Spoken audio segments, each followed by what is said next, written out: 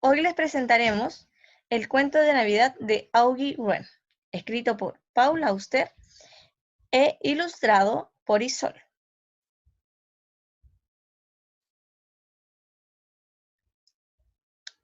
Este cuento me lo contó Augie Wren. Como Augie no queda muy bien, o por lo menos no tan bien como él quisiera, me pidió que no usara su nombre verdadero. Más allá de eso, todo el asunto de la billetera extraviada, la mujer ciega y la cena de Navidad es tal cual él me lo contó. Hace ya casi 11 años que Augie y yo nos conocemos. Trabaja detrás del mostrador en una tabaquería de la calle Kurt, en el centro de Brooklyn. Y como es el único negocio que tiene los puritos holandeses que me gusta fumar, a menudo paso por ahí. Durante mucho tiempo apenas se me fijé en Augie Wren. Era el extraño hombrecito que usaba un abrigo azul con capucha y me vendía cigarros y revistas. El personaje pícaro y ocurrente, que siempre tenía algún comentario gracioso sobre el tiempo, o los Mets, o los políticos de Washington, y hasta allí llegaba mi interés. Pero un día, hace algunos años, elogiaba una revista en el negocio, cuando se topó con la reseña de uno de mis libros. Supo que era yo por la foto que acompañaba la reseña, y después de eso, las cosas entre nosotros cambiaron. Dejé de ser un cliente más y me convertí en una persona distinguida. A la mayoría de la gente no le importa en lo más mínimo, ni los libros ni los escritores, pero resultó que Augie se consideraba un artista. Y ahora que había desentrañado el secreto de mi identidad, me aceptó como un aliado, un confidente, un igual. Para serle sincero, aquello se me hacía bastante embarazoso. Después, casi inevitablemente, llegó el momento en que me preguntó si me gustaría ver sus fotos. Y dado el entusiasmo y su buena voluntad, no parecía haber forma de rechazarlo. Solo Dios sabe qué esperaba encontrarme, pero sin duda no fue lo que Augie me mostró el día siguiente. En una habitación pequeña y sin ventanas, al fondo del negocio, abrió una caja de cartón y sacó 12 álbumes de fotos, todos negros, idénticos. Era la hora de su vida, me dijo, y no le llevaba más de 5 minutos al día realizarla. Cada mañana de los últimos 12 años, a las 7 en punto, se había parado en la esquina de la avenida Atlantic y la calle Clinton, y había sacado una sola foto a color, siempre de la misma vista. El proyecto abarcaba, hasta ahora, más de 4.000 fotografías. Cada álbum representaba un año diferente, y las fotos seguían un orden, desde el 1 de enero hasta el 31 de diciembre. Con las fechas apuntadas con cuidado debajo de cada una. Mientras pasaba las hojas de los álbumes y estudiaba la obra de Augie, no sabía qué pensar. Mi primera impresión fue que se trataba de lo más extraño y desconcertante que jamás hubiera visto. Todas las fotografías eran iguales, un abrumador ataque de repetición, la misma calle y los mismos edificios una y otra vez, un delirio sin fin de imágenes redundantes. No se me ocurría qué decirle a Augie, así que seguí pasando las páginas, asintiendo con la cabeza en una falsa señal de apreciación. Augie parecía imperturbable, mientras me observaba con una amplia sonrisa.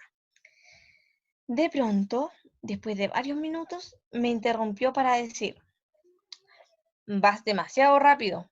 Nunca lo podrás entender si no vas más despacio». Tenía razón, por supuesto. Si uno no se toma el tiempo para mirar, nunca logrará ver nada. Así que elegí otro álbum y me obligué a ir más despacio. Presté mayor atención a los detalles. Noté los cambios de clima, observé los variantes ángulos de la luz a medida que las estaciones avanzaban. Pude detectar finalmente las sutiles diferencias del tránsito, anticipar el ritmo de los distintos días, el tumulto de las mañanas laborales, la quietud relativa de los fines de semana, el contraste entre los sábados y los domingos. Y así, poco a poco, fui reconociendo las caras de las personas en el fondo, los transeúntes en su camino al trabajo, la misma gente en el mismo lugar cada mañana, viviendo un instante de sus vidas en el objetivo de la cámara de Aoki. Una vez que llegué a conocerlos, empecé a estudiar sus posturas, la forma en que se comportaban de mañana en mañana. Traté de descubrir, a través de esos indicios externos, sus estados de ánimo, como si pudiera imaginarles historias, como si pudiera penetrar en los dramas invisibles encerrados en sus cuerpos. Elegí otro álbum. Ya no me sentía aburrido ni perplejo como al principio. Comprendí que Augie estaba fotografiando el tiempo natural y el tiempo humano, y lo hacía plantándose en una minúscula esquina del mundo y deseando que fuera suya, montando guardia en un espacio que había elegido para él mismo. Augie sonría de placer mientras me observaba examinar su trabajo. Luego, casi como si estuviera leyéndome los pensamientos, se puso a recitar una línea de Shakespeare. Mañana y mañana y mañana, susurró. El tiempo se desliza con paso mezquino. Entonces entendí que él sabía perfectamente lo que estaba haciendo. Esto sucedió hace más de 2000 fotografías. Desde aquel día, Augie y yo hemos hablado de sus obras muchas veces, pero recién la semana pasada me enteré cómo consiguió la cámara y empezó a sacar fotos. Fue la historia que me contó y que todavía estoy tratando de entender. A principios de esa misma semana, un hombre del New York Times me llamó y me preguntó si estaría dispuesto a escribir un cuento para que se publicara en el periódico La Mañana de Navidad. Mi primer impulso fue decir que no, pero el hombre era muy amable e insistente. Y hacia el final de la conversación le dije que lo iba a intentarlo. Pero apenas corté, caí en un profundo pánico. ¿Qué sabía yo de la Navidad?, me pregunté. ¿Qué sabía yo de escribir cuentos por encargo? Pasé los siguientes días en un estado de desesperación, batallando con los fantasmas de Dickens, Henry y otros maestros del espíritu navideño.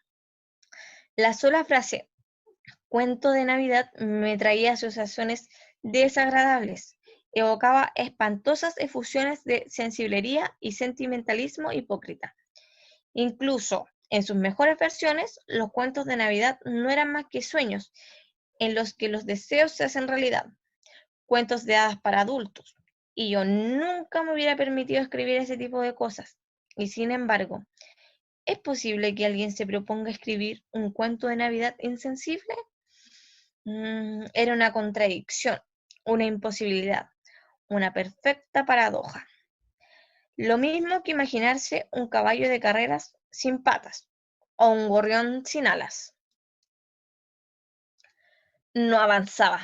El jueves salí a dar una larga caminata, con la esperanza de que el aire me aclarara las ideas.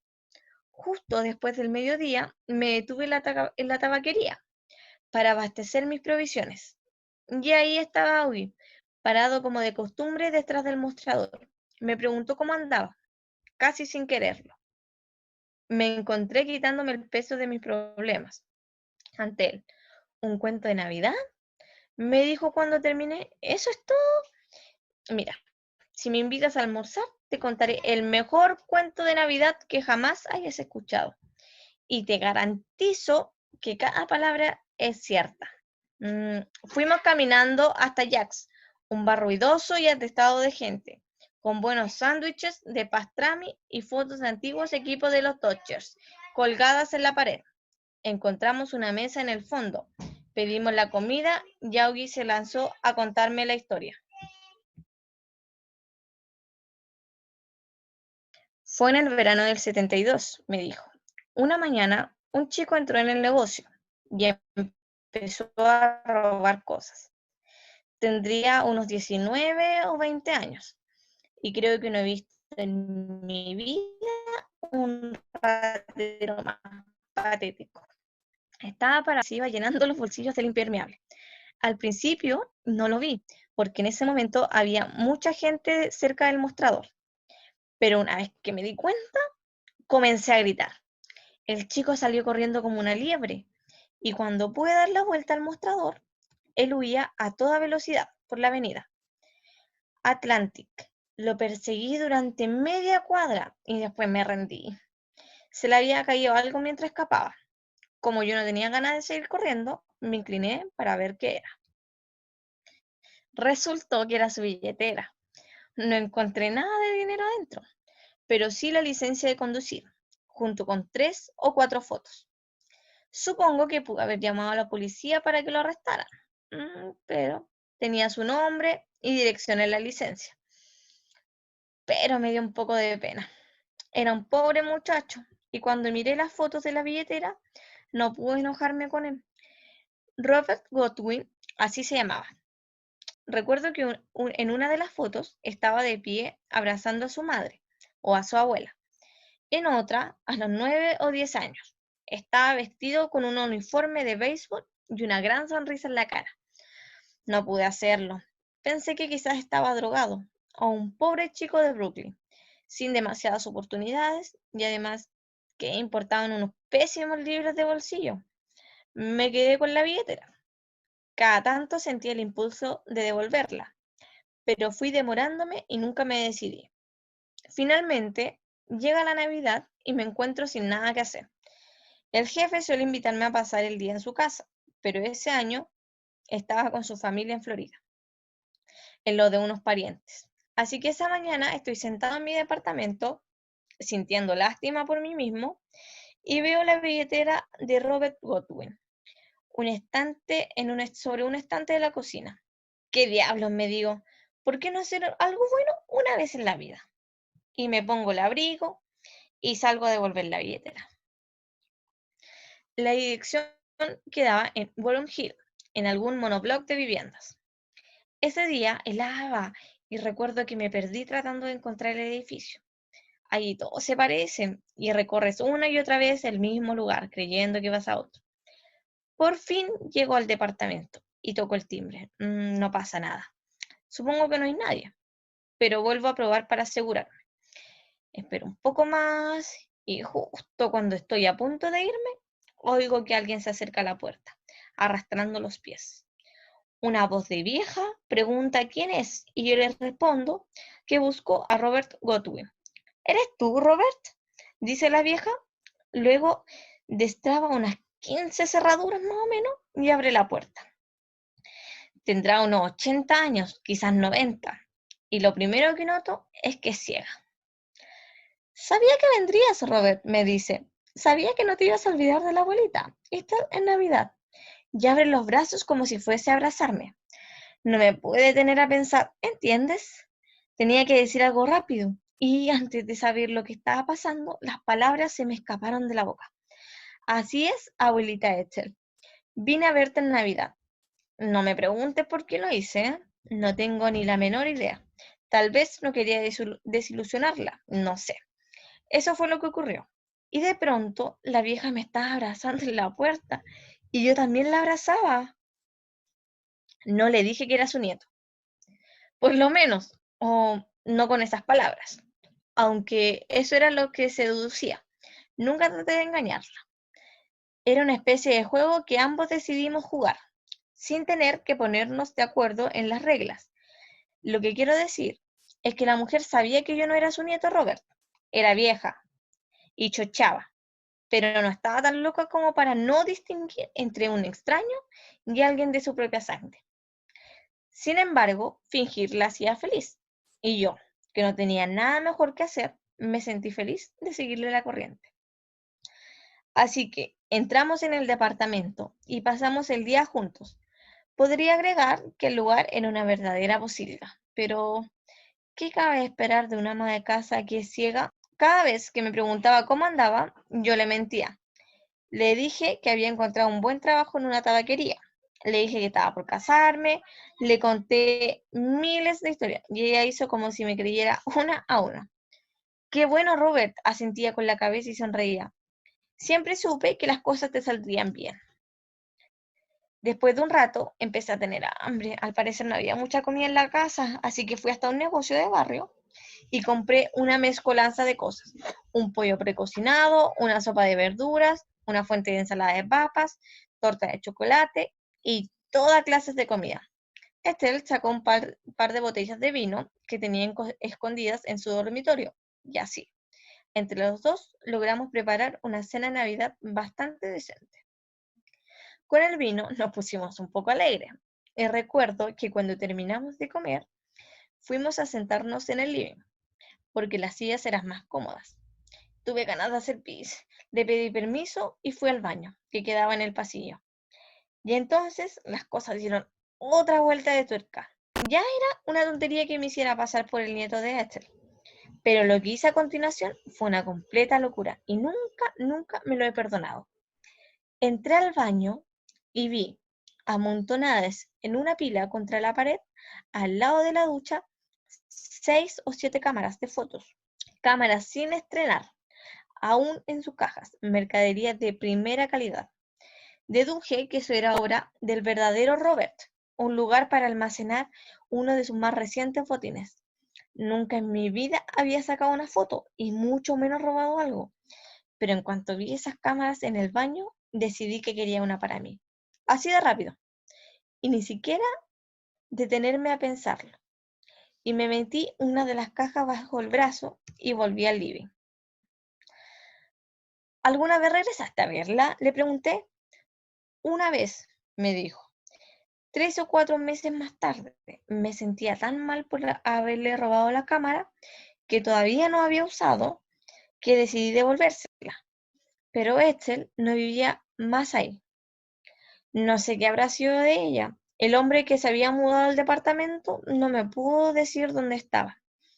Es probable que haya muerto. Sí, es probable. ¿Eso quiere decir que pasó contigo su última Navidad? Creo que sí. Nunca lo había pensado de esa forma. Fue una buena obra, Augie. Hiciste algo por ella. Algo muy lindo. No sé. Le mentí y después le robé. No sé cómo puedes decir que fue una buena obra. La hiciste feliz y de todos modos era una cámara robada. No es lo mismo que habérsela sacado al verdadero dueño. Todo por el arte, Paul? Yo no diría eso, pero por lo menos le diste buen uso a la cámara. Y ahora, ya tienes tu cuento de Navidad, ¿no es cierto? Sí, dije. Creo que sí. Me detuve por un momento y estudié a Augie, mientras una sonrisa maliciosa se extendía por su cara. No podría asegurarlo, pero en ese instante tenía una mirada tan misteriosa, tan lleno de algún profundo regocijo, que de pronto se me ocurrió que había inventado todo. Estuve a punto de preguntarle si me había engañado, pero enseguida comprendí que nunca me lo diría. Yo le habría creído, y eso era lo único que importaba. Mientras haya una sola persona que se la crea, no hay historia que no sea cierta.